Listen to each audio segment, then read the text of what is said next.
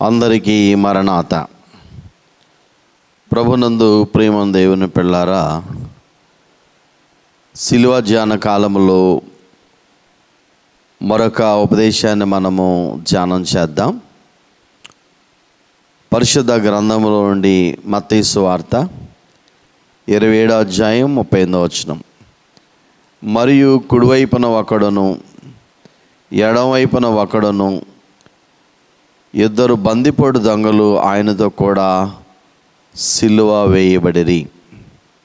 చిన్న ప్రార్థన. దయగల తండ్రి, చదవబడిన వాక్య భాగములో నుండి మీ ఆత్మ ద్వారా మాట్లాడమని, మా విశ్వాసమును బలపరచమని కల్వరి ప్రాణప్రియుడని యేసయ్య నామములో ప్రార్థిస్తున్నాను పరమ తండ్రి, ఆమేన్. మన ప్రభువైన యేసుక్రీస్తు వారి కృపయు ఆయన సమాధానం మీ అందరికీ కలుగును గాక, ఆమేన్. ప్రభునందు ప్రియమైన దేవుని పిల్లలారా, మరి సిలువ ధ్యాన కాలములో మరొక ప్రాముఖ్యమైన అంశాన్ని మీ ముందుంచాలని ఆశపడుతున్నాను. యేసుక్రీస్తు ప్రభువుని సిలువ వేసినప్పుడు ఎడమవైపున ఒక దొంగను కుడివైపున ఒక దొంగను కూడా సిలువ వేసిరి అనే మాట మనం చూస్తాం. యేసుక్రీస్తు ప్రభు సిలువ మధ్యలో ఉన్నది. ప్రభువారి సిలువ ప్రపంచ మానవాళిని రెండుగా విభాగించినట్లుగా మనం చూస్తాం. కుడి ప్రక్క ఎడమ ప్రక్క అనే మాటలు మనం చూస్తాం. ఈరోజు అంశం ఏంటంటే సిలువకు కుడి ప్రక్క లేక దేవుని కుడి పార్శ్వం. యేసుక్రీస్తు ప్రభు సిలువకు కుడి ప్రక్క అంటే భౌతికంగా మందిరములో నువ్వు ఎడమ ప్రక్కనున్నావా కుడి ప్రక్కనున్నావా అన్నది కాదు, కానీ యేసుక్రీస్తు ప్రభు లేక దేవుని కుడి పార్శ్వము మనకి బోధించే ఆత్మీయ సత్యాలు ఒక 7 సంగతులు మీతో పంచుకోవాలని ఆశపడుతున్నాను. లేఖనాలు మనం చదివినట్లయితే మొదటగా లూకాసు వార్త 23వ అధ్యాయము 40 నుంచి 42 వచనాలు. అయితే రెండోవాడు వానిని గద్దించి, నీవు అదే శిక్షా విధులు ఉన్నావు గనక దేవునికి భయపడవా? మనకది ఇది న్యాయమే, మనం చేసిన వాడి తగిన ఫలం పొందుచున్నాము, కానీ ఈయన ఏ తప్పిదం చేయలేదని చెప్పాను. ఆయనను చూచి యేసు, నీవు నీ రాజ్యంలోనికి వచ్చినప్పుడు నన్ను జ్ఞాపకము చేసుకొనుమనెను. యేసుక్రీస్తు ప్రభు సిలువకు కుడి ప్రక్కనున్న దొంగ, ఎడమ ప్రక్కనున్న దొంగ ఇద్దరూ ప్రభుని దూషించారు. ప్రభు మొదట మాట సిలువలో పలికినప్పుడు, తండ్రి వీరేమి చేయుచున్నారో వీరెరుగరు గనుక వీని క్షమించమని చెప్పగానే కుడి ప్రక్కనున్న దొంగ యేసు ప్రభు నిదానించి చూచి అప్పుడు భావించాడు, ఇది మాకైతే తగును, మేము ఏ నేరములు చేసి శిక్ష అనుభవిస్తున్నాం, ఆయన ఏ నేరము లేదని చెప్పి అతడు మార్పు నొంది ప్రక్కవాడిని కూడా దిద్ది హెచ్చరించి అతడు ప్రభువుని అడుగుతాడు, ప్రార్థిస్తాడు, నీ తండ్రి యేసు నీ రాజ్యంలోకి వచ్చినప్పుడు నన్ను జ్ఞాపకం చేసుకోమని. అనగా కుడివైపునున్న దొంగ మారు మనసు పొంది రక్షించబడ్డాడు. నీవు కుడివైపునున్నట్లయితే రక్షించబడిన వారి జాబితాలోకి చేరిపోతావు. ఎడమవైపున్నవాడు శపించబడిన జాబితా, రక్షణ పొందలేని స్థితి. మత్తయి సువార్త 1వ అధ్యాయం 20వ వచనములో ఆమె యొక్క కుమారుని కనును తన ప్రజల వారి పాపను ఆయనే రక్షించును గనుక ఆయనకి యేసు అని పేరు పెట్టుదు అనెను. చూడండి, యేసు అనగా తన ప్రజలైన వారి పాపముల నుండి ఆయనే రక్షించును. యేసుక్రీస్తు ప్రభు రక్షకుడుగా వచ్చాడు.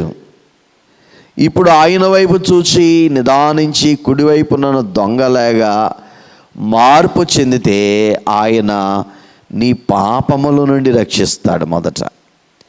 రెండవదిగా మనం గమనించినట్లయితే అందుకే అంటాడు తిమోతి 1వ అధ్యాయం 15వ వచనంలో, పాపులను రక్షించిన క్రీస్తు యేసు ఈ లోకమునకు వచ్చెను. రెండవదిగా రోమాపత్రిక 5:9లో ఉగ్రత నుండి రక్షించబడతాం, అనగా మరణం తర్వాత వచ్చే పరలోకమా, భూలోకమా, పాతాళమా ఇక్కడే తేల్చుకోవాలి. యేసు ప్రభు రక్తములో కవిడ ఆయన రక్షించబడినట్లయితే కిందున్న అగ్నిగుండం, నరకం యుగ యుగాలు ఉంటుంది. అక్కడ అగ్ని ఆరదు, పురుగు చావు. అది దేవుని ఉగ్రత. ఆ ఉగ్రతనే మరణము, రెండవ మరణం, అగ్నిగుండం నుండి మనం రక్షించబడతాం. అందుకే నశించిన దాన్ని వెతికి రక్షించడానికి ప్రభు ఈ లోకానికి వచ్చాడు. 109:37 కూడా ప్రభు చెప్తాడు, ఆయన రక్షించువాడు అతని కుడి ప్రక్క నిలుచున్నాడు, యెహోవా అతని కుడి ప్రక్క నిలుచున్నాడు.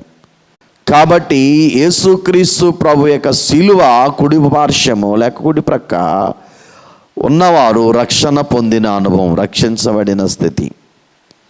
పాపము నుండి, పాపంలో వచ్చిన జీతం మరణం అనే అగ్నిగుణం నుండి. అందుకే మనం పాడతాం ప్రభుని గురించి నిదానించి చూస్తే, ఒళ్ళంతా రక్తము ముళ్ళ కిరీటము తలపై బెట్టిరి సోదరా, ఒకడు బళ్ళెంబుతో బొడువా నీళ్ళు రక్తము గరే చెల్లులాయెను సోదరా. యేసుక్రీస్తుని సిలువా ఇప్పుడు ధ్యానము చేయు మా శతును సోదరా. కాబట్టి నువ్వు రక్షించబడిన అనుభవంలో ఉన్నావా, లేక లెఫ్ట్ ఎడమ ప్రక్కనున్న ఆ దొంగ వలె నశించిపోతున్నావా, కుడి ప్రక్కనున్న దొంగలు రక్షించబడ్డావు? ఆలోచించి. రెండవదిగా కుడి పార్శ్వము, కుడి ప్రక్క, దేవుని కుడి ప్రక్క మనకు చూపేది ఏంటంటే కుడివైపునున్న వారు కదిలింపబడరు, అనగా స్థిరంగా ఉంటారు. కీర్తన గ్రంథం 16:8, సదాకాలం యెహోవాయందు నా గురి నిలుపుచున్నాను, ఆయన నా కుడి పార్శ్వమందు ఉన్నాడు గనుక నేను కదల్చబడను. యేసుక్రీస్తు ప్రభువులో రక్షించబడిన వారు ఎలా ఉంటారంటే కుడి ప్రక్కన అనుభవంలో వారు కదిలించబడరు, వారు స్థిరంగా ఉంటారు, కదలకుండా. 125వ కీర్తన మొదటి వచనం చరణం, యెహోవాయందు నమ్మకించు వారు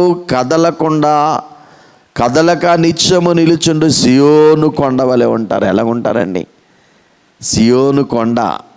తుఫానులు వచ్చినా, భూకంపములు వచ్చినా, ఎన్ని రకాలైనటువంటి పరిస్థితులు ఎలాగున్నా ఆ సియోను పర్వతం, యెరూషలేములో ఉన్న సియోను కొండ, దేవుని కొండ, దేవుని పర్వతం స్థిరంగా ఉంటుంది.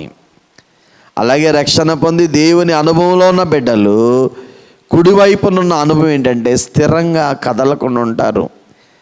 ఎన్ని కష్టములు, వ్యాధులు, బాధలు వచ్చిన విశ్వాసములో స్థిరంగా ఉంటారు.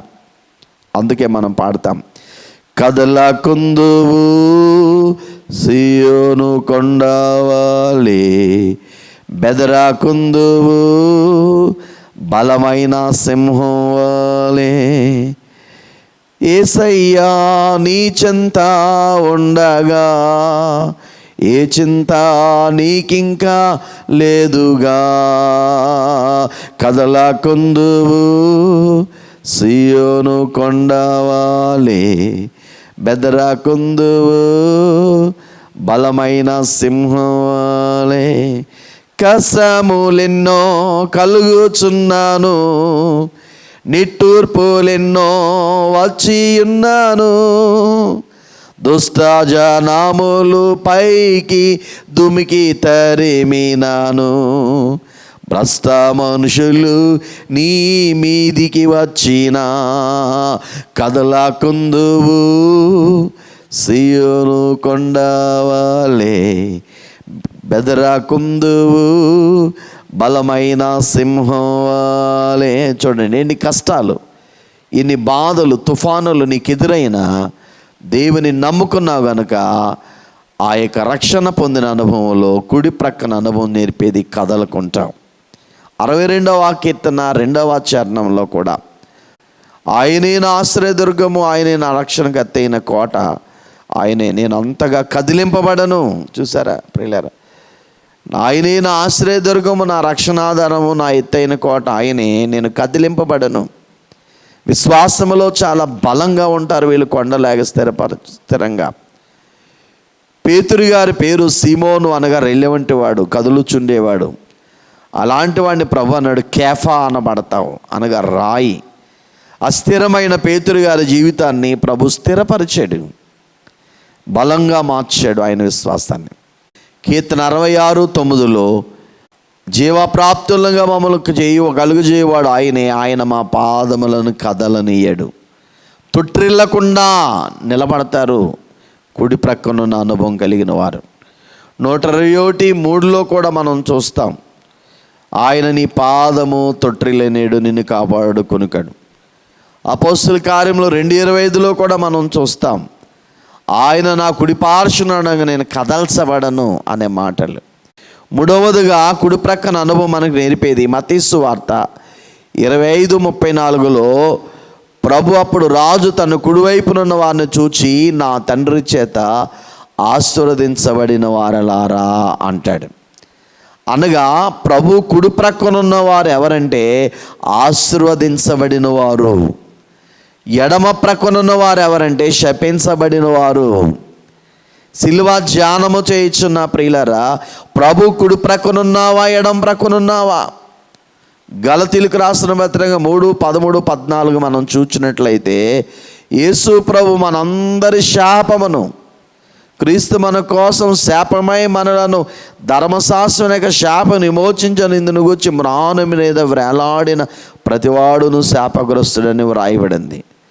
ఎందుకంటే అబ్రహాము గారు పొందిన ఆశీర్వచనం యేసు క్రీస్తు ప్రభువునందు మనకు రావాలనంటే మనందరి పాపము ద్వారా వచ్చిన శాపం తన పై వేసుకుని మ్రాను మీద వేలాడాడు, శాపగ్రస్తుడయ్యాడు. ఆయన మనలను ఆశీర్వదించాడు, మన శాపం పోగొట్టాడు ఆయన రక్తం ద్వారా, ఆయన ప్రాణం పెట్టడం ద్వారా. 2 సమూయేలు 7:29 మనం చూసినట్లయితే అక్కడ దావీదు ప్రార్థన ఉన్నది, దేవా దయచేసి నీ దాసు నా కుటుంబం నిత్యము నీ సన్నిధిలో దానిని ఆశీర్వదించము. యెహోవా నా ప్రభువా, నీవు సెలవిచ్చున్నావు, నీవు ఆశీర్వాదం నుండి నా కుటుంబం నిత్యం ఆశీర్వదముగా. కానీ మన కుటుంబాలు, మనము దైవ సన్నిధిలో ఉండి ఆశీర్వదించబడాలి. శాపం మంది కాదు, మన శాపం ప్రభు తీసుకున్నాడు, మనకు ఆశీర్వాదం ఇచ్చాడు.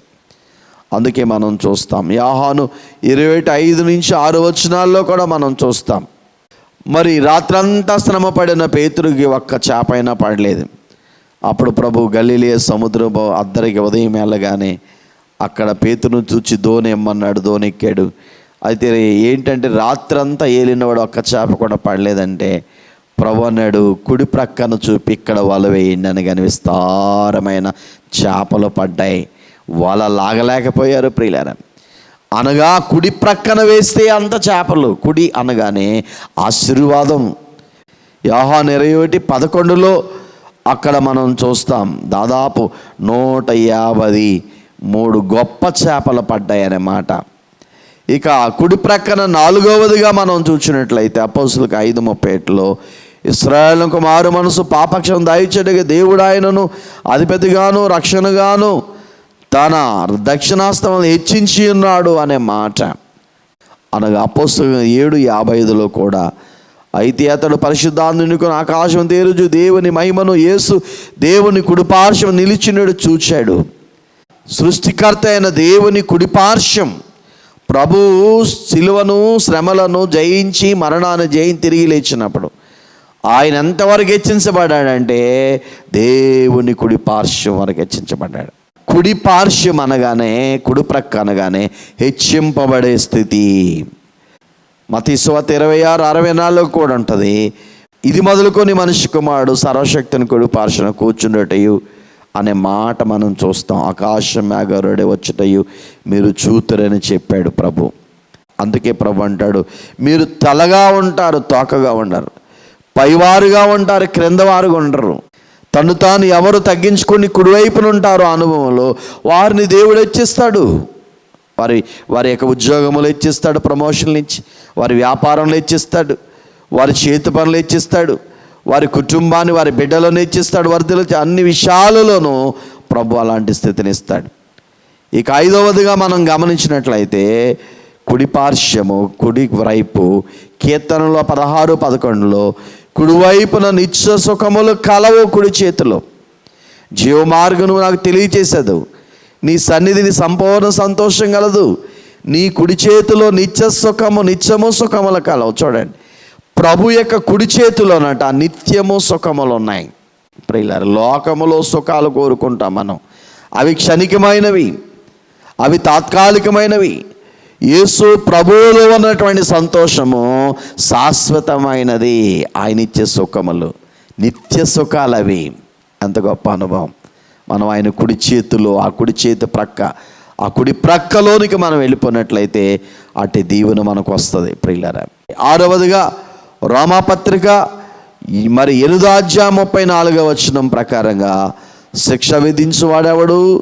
చనిపోయిన క్రీస్తు యేసే. అంతేకాదు, మృతులలో నుండి లేచిన వాడును, దేవుని కుడి పార్శ్వన వాడును, మన కొరకు విజ్ఞాపనము కూడా చేయవాడు ఆయనే. ప్రభు మరణించి తిరిగి లేచి పరలోకానికి వెళ్ళిన తర్వాత ఆయన తండ్రి కుడి ప్రక్కన, కుడి పార్శ్వమున, ఆ రొమ్మున ఆనుకొని ఉన్నాడు. ఉండి ఏం చేస్తున్నాడు? ఆయన విజ్ఞాపన ప్రార్థన చేస్తున్నాడు. కుడివైపున అనుభవం నేర్పేది ఏంటంటే, కుడివైపునున్న వారు ప్రార్థించువారు ఎలాంటి ప్రార్థన చేస్తారండి? విజ్ఞాపనము చేస్తారు. విజ్ఞాపనం అంటే ఇతరుల కొరకు చేసేటువంటి ప్రార్థన. హెబ్రీయులకు రాసిన పత్రిక 7:25 ఈయన తన ద్వారా దేవుని ఎదుకు వచ్చి వారి పక్షం విజ్ఞాపనం చేయుటకు నిరంతరము జీవించి ఉన్నాడు గనుక వారిని సంపూర్ణంగా రక్షించడానికి శక్తివంతుడు అయినాడు. యేసు ప్రభు కూడా ఆయన భూమి మీద ఉండగా విజ్ఞాపనం చేశాడు. సిలువలో తను చంపే వారి పక్షంగా తండ్రి వీరేమి చేయించున్నారు, వీరెరుగరు గనుక వీరిని క్షమించమని ప్రార్థన చేశాడు. మనం ఇతరుల కొరకు ప్రార్థించాలి. బైబిల్ చెప్తుంది. మరి యోహాను మొదటి పత్రిక 2:11 కూడా మనం చూస్తూ ఉంటాం. పరిశుద్ధాత్మ మన పక్షంగా క్రీస్తు ప్రభు ఉత్తరవాది తండ్రి యొద్ద మనకు ఉన్నాడు, విజ్ఞాపనం చేస్తున్నాడు. మనము రోమాపత్రిక 8:26 కూడా మనం చూస్తాం. పరిశుద్ధాత్మ దేవుడు ఉచ్చరింప శక్యము కాని మూలుగులతో ఆత్మ తానే మన పక్షంగా విజ్ఞాపనము చేయుచున్నాడు. ప్రసవ వేదన ప్రార్థన చేయు వాలిము తండ్రి, నిసుపైన విజ్ఞాపన ప్రార్థన నేర్పు ప్రసాదించుము తండ్రి, నిసుపైన విజ్ఞాపన ప్రార్థన నేర్పు ప్రసాదించుము తండ్రి. స్తుతులు ఘన సంస్తుతులు నీకే మతిలో నా తండ్రి. ప్రసవ వేదనతో మనం ఇతరుల పక్షంగా మూలుగులిడుతూ విజ్ఞాపన చేయాలి. ప్రియులారా, ఎవరి కొరకు విజ్ఞాపనం చేయాలి? తిమోతి మొదటి పత్రిక 2:1-3 మనం చూస్తాం. మనం మనుషులందరి కొరకు విజ్ఞాపన ప్రార్థన చేయాలి. ప్రపంచంలో ఉన్న అన్ని జాతుల మనుషుల కొరకు, మానవులందరి కొరకు, వారి యొక్క మారు మనసు, రక్షణ, వారి యొక్క క్షేమము, వారికి పరలోక నరకం తప్పించి మోక్షానికి వెళ్ళాలని ప్రార్థించాలి. 2వదిగా రాజులందరి కొరకు ప్రార్థించాలి. రాజుల కొరకు అనగా ప్రపంచాల్ని, ప్రతి దేశాన్ని ఏలుతున్న ఏలికల కొరకు మనం ప్రార్థించాలి. మరి అధికారుల కొరకు ప్రార్థించాలి. పరిశుద్ధుల కొరకు ప్రార్థించాలి. సంఘములో ఉన్న పరిశుద్ధుల కొరకు మనం ప్రార్థించాలి, విజ్ఞాపనం చేయాలి. ప్రియులారా, యాకోబు 5:16 అలాగే ఎఫెసీ 6:18 మనం చూస్తాం. ఆత్మ వలన ప్రతి సమయమునందును ప్రతి విధమైన ప్రార్థనను విజ్ఞాపనం చేయొచ్చు. ఆ విషయమై సమస్త పరిశుద్ధుల నిమిత్తమును పూర్ణమైన పట్టుదల విజ్ఞాపన మెలకువను పరిశుద్ధులు అనగా యావత్ యూనివర్సల్ చర్చ్, అన్ని సంఘాలలో ఉన్న యేసు రక్తములో కడగబడిన ఆ విశ్వాసుల కొరకు, వారి క్షేమము కొరకు, ఆత్మీయ బలము కొరకు, వారి రాకడ సిద్ధపాటు కొరకు, పరిశుద్ధులందరి కొరకు, ప్రతి క్రైస్తవుని కొరకు మనం ప్రార్థన చేయాలి. బైబిల్లో ఉన్న భక్తులు కొంతమంది విజ్ఞాపనలు చేశారండి. విజ్ఞాపన ప్రార్థన అబ్రహాము గారు సొదొమ గొమొర్రాల రక్షణ కొరకు, ఆ ప్రజల కొరకు విజ్ఞాపనం చేశాడు. మోషే గారు ఇశ్రాయేలు ప్రజల క్షేమము కొరకు ఆయన విజ్ఞాపనం చేశాడు. సమూయేలు ప్రవక్త ఇశ్రాయేలు ప్రజల కొరకు విజ్ఞాపనం చేశాడు. కాబట్టి క్రైస్తవులుగా స్వార్థపూరితమైన ప్రార్థనలు చేయకండి. నేను, నా కుటుంబం కాదు, అనేకుల కొరకు. ఏలియా గారు కూడా ప్రార్థన చేశాడు, విజ్ఞాపన ప్రార్థన. కాబట్టి ఇలా భక్తులు ఎందరో విజ్ఞాపన చేశారు ఇతరుల పక్షంగా, వారి క్షేమం కొరకు. మనము ప్రపంచ మనుషులందరి క్షేమం కోరేవాడు ఈ ప్రపంచంలో ఎవరైనా ఉన్నారా అంటే అది ఒక క్రైస్తవుడేనండి. యేసు ప్రభు రక్తం అలాంటిది. యేసు ప్రభు అందరినీ ప్రేమిస్తున్నాడు, అందరి కొరకు ప్రాణం పెట్టాడు. కనుక ప్రియులారా, ప్రపంచంలో ఉన్న మానవుడై పుట్టిన ప్రతి వారి కొరకు మనం ప్రార్థన చేయాలి, రోగుల కొరకు ప్రార్థించాలి. యాకోబు 5:16 కూడా మనం చూస్తాం. కనుక నీతిమంతుని విజ్ఞాపన బహుబలం కలిగేది ఉంటుంది. సమస్యలు ఉన్న వారి కొరకు ప్రార్థించాలి. అనేక అంశాలు ఉన్నాయి బైబిల్లో.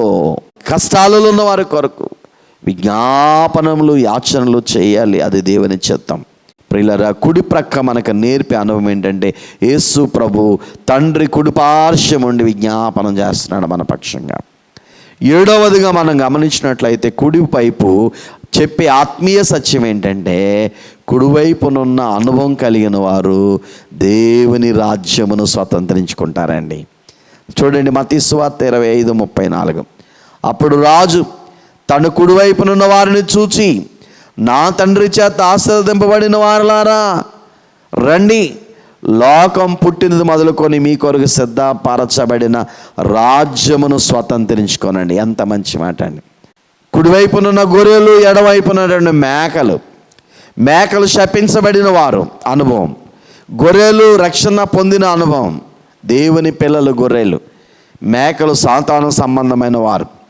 ఆ కుడివైపునున్న వారిని చూచి అంత్యకాలం అని అంటాడు గొర్రెలను, ఇదిగో నా తండ్రి చేత ఆశీర్వదించున్న వారులారా, లోకం పుట్టిన మొదలు ఎప్పటి వరకు మీ కొరకు సిద్ధపరుచున్న రాజ్యమును స్వాతంత్రించుకోండి.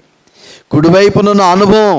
ఈ 6 విషయాలు చెప్పుకున్నాం. 7వ విషయం, ఆత్మీయ స్థితిలో నువ్వు ఎలాగున్నావు? శపించబడ్డావా, దీవించబడిన అనుభవం కుడి పక్కన.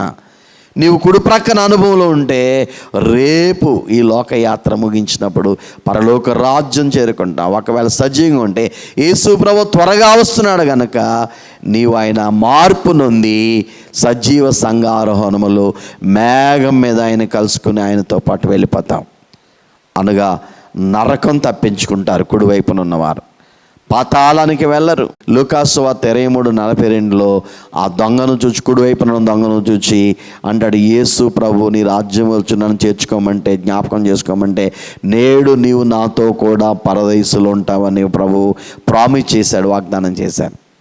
కుడివైపునున్నవారు ప్రభు పరలోకములో ప్రభుతో పాటు యుగాలు నివాసం చేస్తాం. అంత గొప్ప భాగ్యం. నీవాడనై ఉండగోరేదన్ అనో పాట ఉంది. అలాగే సిలువ యొద్ద చేరుదుల్ బేదాహీనయందుడల్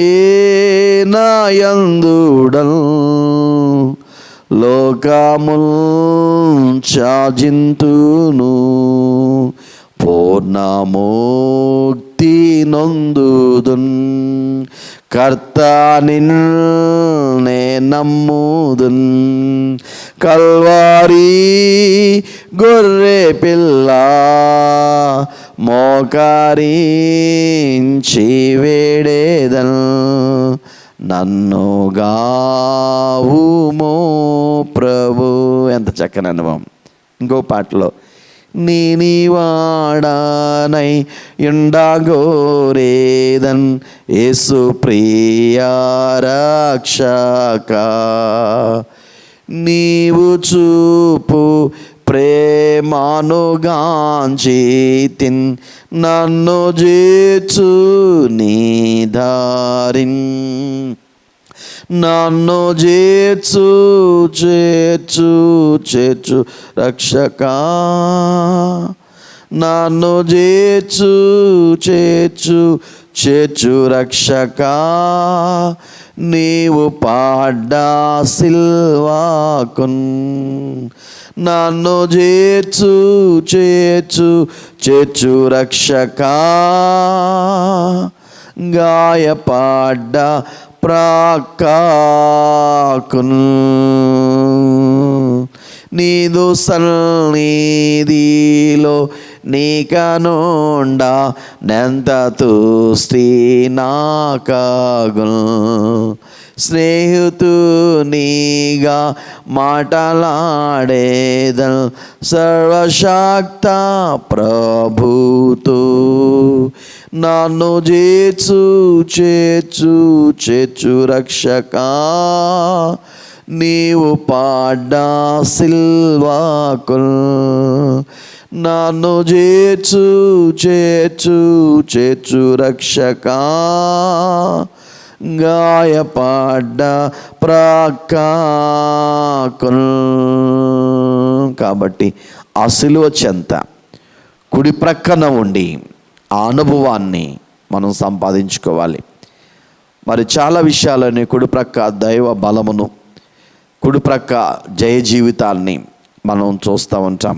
కిందకి మనం గమనించినట్లయితే జ్ఞాని యొక్క హృదయము కుడి ప్రక్కన ఉంటుందనే మాట వాస్తవానికి హృదయము ఎడం ప్రక్కన ఉంటుంది ప్రతి వారికి, గుండె. కానీ బైబిల్ అంటది జ్ఞాని హృదయము కుడి ప్రక్కన, అంటే జ్ఞానము కలిగిన వాడు కుడి ప్రక్క నుండి అనుభవాన్ని సంపాదించుకుంటాడు. బుద్ధిహీనుడు ఎడం ప్రక్కన ఉంటాడు, లెఫ్ట్ విడవబడతాడు. ఎడమ ప్రక్క విడవబడిన స్థితి, శపించబడిన స్థితి.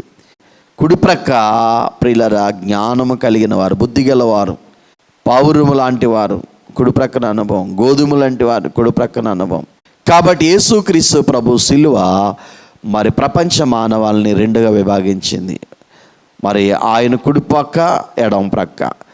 మరి కుడి ప్రక్కన ఉన్నవారు పొందుకునే అనుభవాలు ఏంటంటే రక్షించబడతారు, ఎడమ ప్రక్కన ఉన్నవారు శపించబడతారు, అనగా వారి స్థితి. రెండవదిగా కుడి ప్రక్కన ఉన్నవారు స్థిరంగా ఉంటారు, కదిలింపడతారు. ఎడం పక్కన ఉన్నవారు నిత్యం అస్థిరంగా ఉంటారు.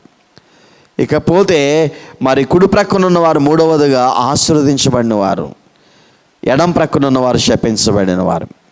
నాలుగవదిగా కుడి ప్రక్కన ఉన్నవారు హెచ్చించబడిన వారు, ఎడం ప్రక్కన ఉన్నవారు తగ్గించబడిన వారు.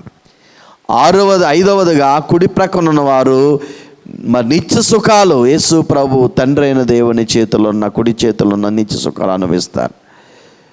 చూసారా ప్రియులారా? ఆరవదిగా కుడి ప్రక్కన ఉన్న వారు విజ్ఞాపన చేసే వరసలోనికి వస్తారు. ప్రభు ఎలాగైతే తండ్రి కుడి పార్శ్వం నుండి విజ్ఞాపన చేస్తున్నాడు మన కోసం, ఇతరుల కొరకు ప్రార్థించే అనుభవం కలిగిన వారందరూ కుడి ప్రక్కన నుండి అనుభవం. కుడి ప్రక్క ఏడవదిగా మనం చూసినప్పుడు పరలోక రాజ్యాన్ని వారు సొంతం చేసుకుంటారు. ఎడం ప్రక్కన ఉన్నవారు నిత్యాగ్నిగుండానికి వెళ్ళిపోతారు.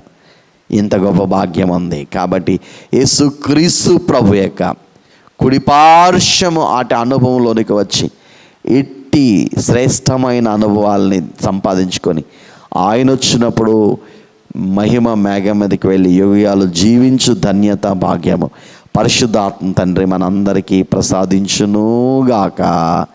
ఆమేన్. దయగల తిని మాటలు మా హృదయంలో భద్రపరిచి కుడి ప్రక్కన నేర్పే ఆత్మీయ అనుభవాలు మేము కలిగి నిరాకడ సిద్ధపడే భాగ్యం ఇమ్మని యేసయ్య నామములో ప్రార్థిస్తున్నాను పరమ తండ్రి. ఆమేన్. అందరికీ మరణాత.